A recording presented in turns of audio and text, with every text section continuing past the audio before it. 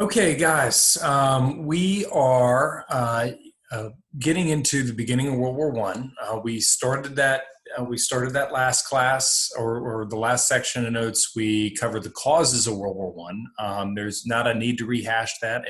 If you don't remember seeing that, then please do go back to the last video and make sure that you get those notes.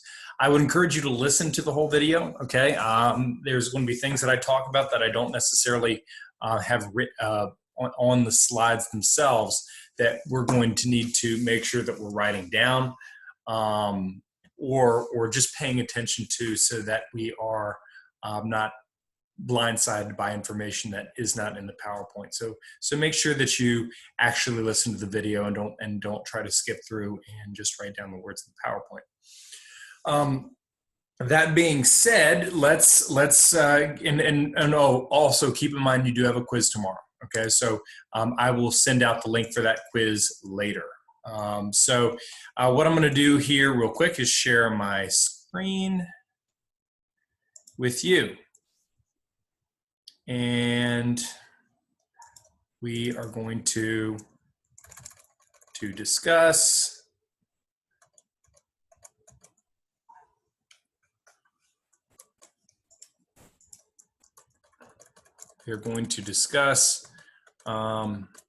the beginning of World War One. Okay, so like I said, we discussed the causes. Now we're discussing the start. So these are the opening cannons. This is how things officially began in this conflict. So one thing that is important to note, and I know that we've talked about this before, but I can't really drive this home enough.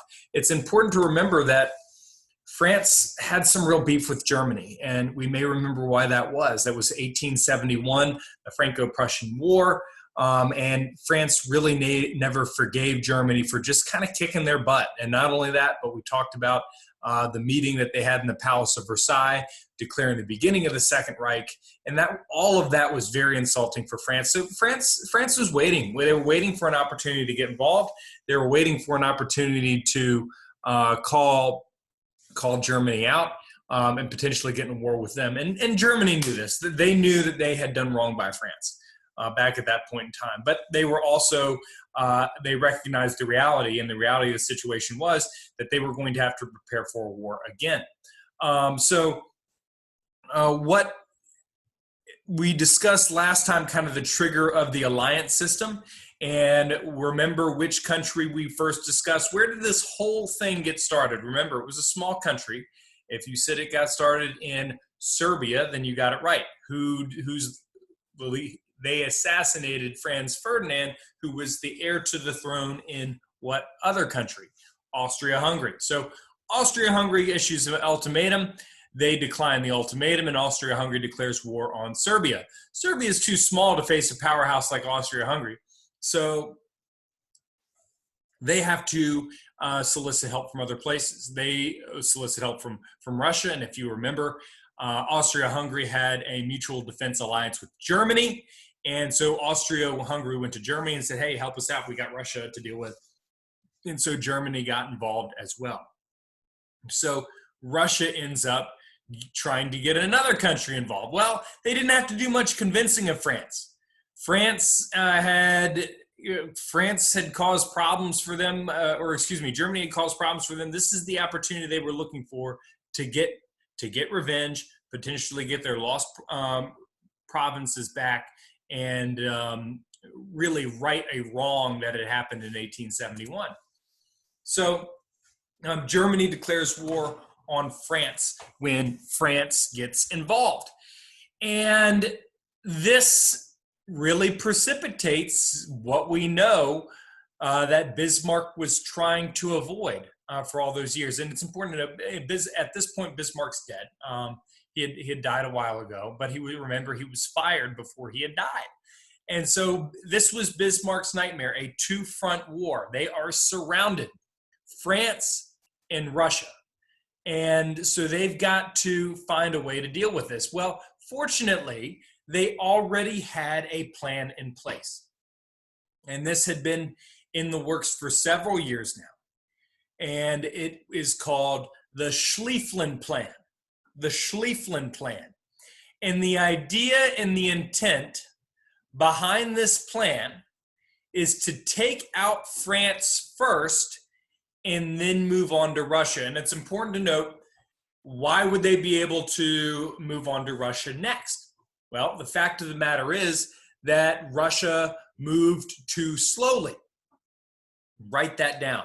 Russia moved too slowly. Okay, that's why, Russia moved very slowly. That's why they felt like, hey, if we go have a lightning quick attack, smash France, that we can go straight on and take on Russia, and we won't skip a beat. Because they will not mobilize quickly enough. So the next thing would be, how are they going to then take out France? And before we can move on to discussing what we have here, we've got to talk about what the Schlieffen Plan involved. And the Schlieffen Plan is illustrated here, and you can see these red lines. This is that hammer that's going to come down, and they're going to take out France by attacking this direction. They're going to come from the north, they're going to come down, and they're going to attack France before they even know what hit them. It's important to note that they do not use their direct border with France in this attack. Any guesses as to why that might be? You should know that there were too many fortifications down here. It's too fortified. Couldn't do it. France had gotten wise since the Franco-Prussian War. This was the old invasion route going through here from Germany to Paris. And so what they did was they built this very fortified line with lots of forts, lots of fortifications up and down this border going through here. And Germany knew this, they were aware of this, and they knew they could not go that way. They had to come up with this top secret plan, and the Schlieffen Plan has them going north. It seems pretty common sense, but there's one issue here. And you may see it, but there is a country here. That country is Belgium. Belgium is not currently involved in the war. They want out. They do not declare allegiance with either side. So Germany has to take a calculated risk. Their risk is they go through Belgium, easier invasion route, take out France through Belgium, and that's how they're going to do it. And the whole purpose, we've got to get France to quickly surrender first. If we do that, we make this a one-front war against Russia.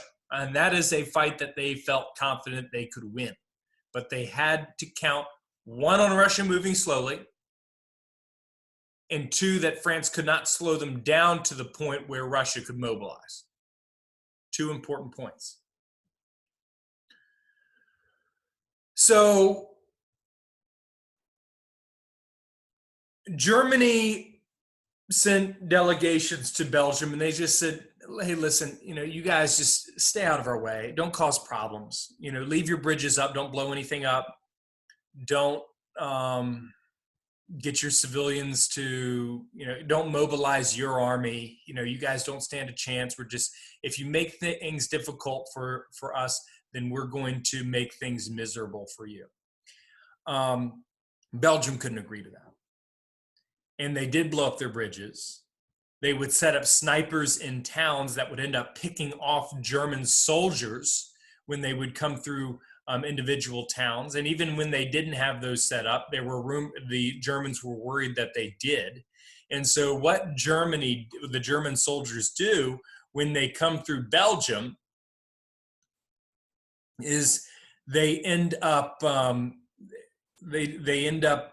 basically taking civilians from each town if they were worried there was a sniper, and killing them off one after another after another. There ended up becoming horrible rumors of German soldiers raping young women, of German soldiers killing babies, literally bayoneting babies.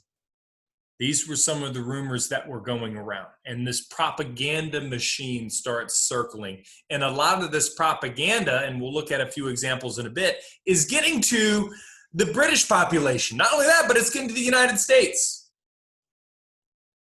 And they're seeing what Germany's doing, and they're saying, that's not right. That's a neutral country. You are clearly the villain in this situation. So eventually what we see is that in defense of Belgium, Britain declares war on Germany. Let's talk about that invasion route through Belgium real quick. There were a few forts there, but not as many as there were in the south. So less fortified area, more forts in the south, but there still were forts there, and a lot of these forts looked like this. Let me tell you a little bit about these forts. A lot of them were built after the Franco-Prussian War. 1870s, 1880s. They were built to withstand artillery fire from that time period. Well, the most technologically advanced artillery most of these countries had even witnessed was essentially Napoleonic era artillery. It was cannons that would shoot maybe like 34-pound balls. That's about as big as they got, 34-pound cannonballs. And they were large cannons, to be sure. They were large cannonballs. But let me tell you a little bit about how technology had changed. You see this cannon down here? This is an example of just one of the run-of-the-mill German cannons from this point in time. They had ones bigger than this. They had cannons, and there were 3 of them, that could not be shipped at one time because they were too big. They were too big to move. They were too heavy.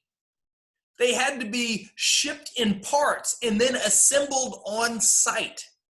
These cannons would shoot 2,000-pound artillery shells. 34-pound ball, 2,000-pound artillery shells. That's not the cannon. That's the size of the shell. Weighing about the size of my pickup truck. That's what you're seeing, okay? That's how war technology has changed. And I tell you, a fort like this, guys, isn't going to stand a chance. Now, it wasn't going to be a perfect science. They rolled up a lot of these cannons. Oh, and to fire these cannons, the person firing the cannon had to be the length of a football field away. They had to put cotton swabs in their ears, cotton swabs in their nose, and cotton swab in their mouth. They had to close their eyes, and they had to keep their mouth open when they pressed the electronic fire button, because if they didn't, their eardrums would explode from a football field away. That's how loud these things were. They would shoot those 2,000-pound shells into the air at a trajectory at its highest point at about 4,000 feet. It's about a mile up into the air. They would shoot these things, and then you wouldn't hear it fall for about 60 seconds after it was fired. And it was just a matter of getting the trajectory just right. And think about if you're a Belgian sitting in one of these forts, you would see a cannonball hit 100 yards in front of you. Maybe they adjust it a little bit. The next one's 50. After that, maybe it's right in front of you. Well, where's the next one going to be? So this was a whole different experience for everybody here. And it was scary. Nobody had seen anything like it before. But the Belgians did put up a good fight. And in fact, many of them had machine gun nests in here. They had little cannons themselves, but they also had machine gun nests. And there were reports that the Belgians would see the German infantry coming, and once they got close enough, they started firing. And they would mow down so many German soldiers with the machine gun from one of these forts, that the bodies would end up piling up to the point where the Germans would literally climb up their dead comrades to get into the Belgian forts. German army, I mean, it didn't matter how many machine guns they had. The German army was just they had too many men. There was just too much firepower there. Belgium taken easily. And then it was a matter of going into France. A little quote here, and this kind of gets at the situation pretty well. This is a quote when Sir Edward Grey had heard about the beginning of World War I. It's going to say, the lamps are going out all over Europe. We shall not see them lit again in our lifetime. Again, gets that situation pretty well. Europe is not going to recover from this, and we will see that. Another quote. This is the British ambassadors waiting to hear if Germany is going to listen to their demand that they respect Belgium's neutrality. So let's go ahead and read it. We resolved to wait until 11. Would any message arrive from Berlin before 11 informing us of the intention of Germany to respect Belgian neutrality?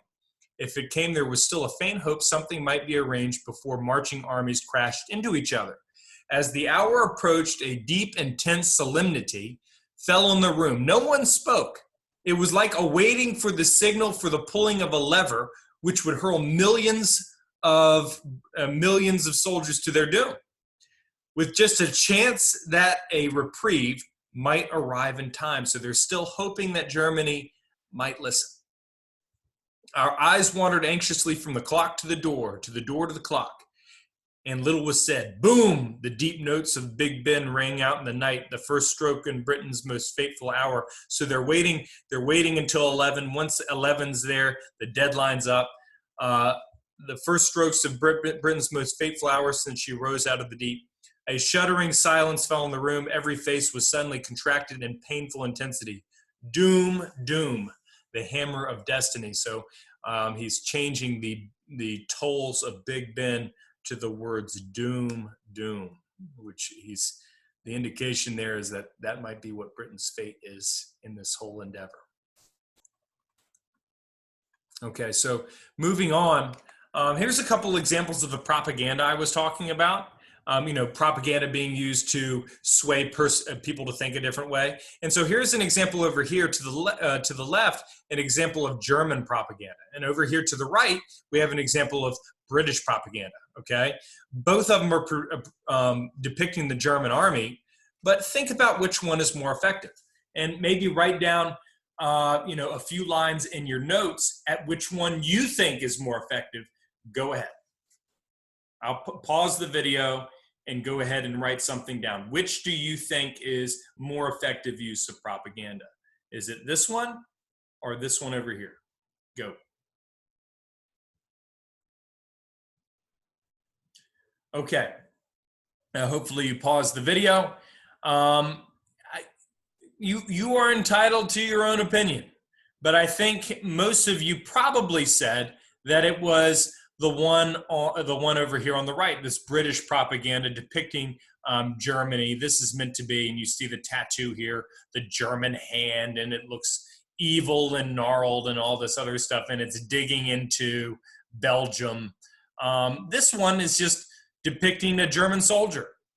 I mean, I guess it's meant to support the German army, but there's a reason negative ads are effective propaganda. You can go on political ads today, either from Biden or Sanders or Trump, and they're going to less likely be talking positively about themselves, as this one attempts to do, and more likely to be talking negatively about the other candidate, in this case, the other army.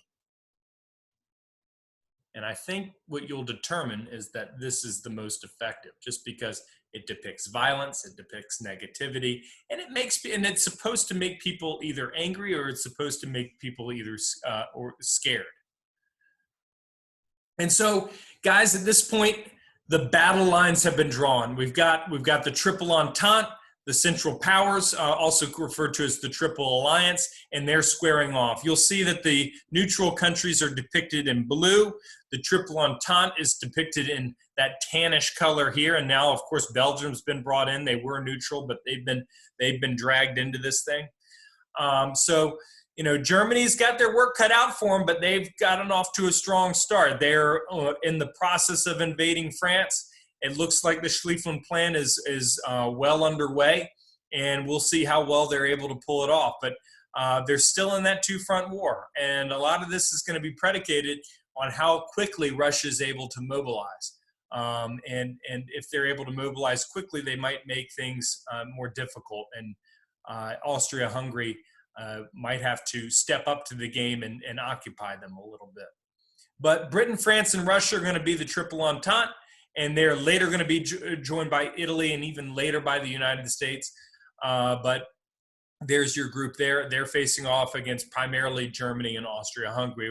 We will later see the Ottoman Empire and Bulgaria enter that conflict. All right, so hopefully that illustrates for you what this conflict is all about. Remember, hopefully you wrote down the extra things that I told you to write down. Put those notes in my Dropbox and be ready for the quiz tomorrow, guys. Peace out.